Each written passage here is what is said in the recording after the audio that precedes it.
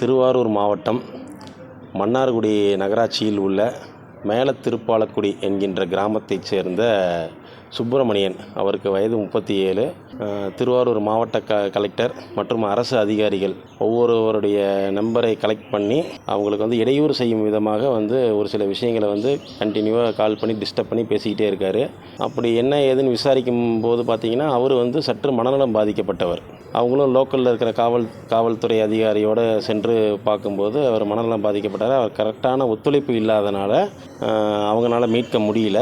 திருவாரூர் மாவட்ட மாற்றுத்திறனாளி அதிகாரி அவர்கள் எங்களுக்கு தொடர்பு கொண்டு திறம்பட செயல்படுத்தி தருமாறு கேட்டுக்கொண்டதன் பேரில் பரவக்கோட்டை காவல் நிலைய எல்லைக்கு உட்பட்ட மேலத்திருப்பாலக்குடியில் மன்னார்குடி காவல்துறை எஸ்ஐ அவர்கள் மூலியமாக மீட்டு அவரை தஞ்சையில் இருக்கும் இசிஆர்சி மையத்தில் அனுமதிச்சிருக்கோம்.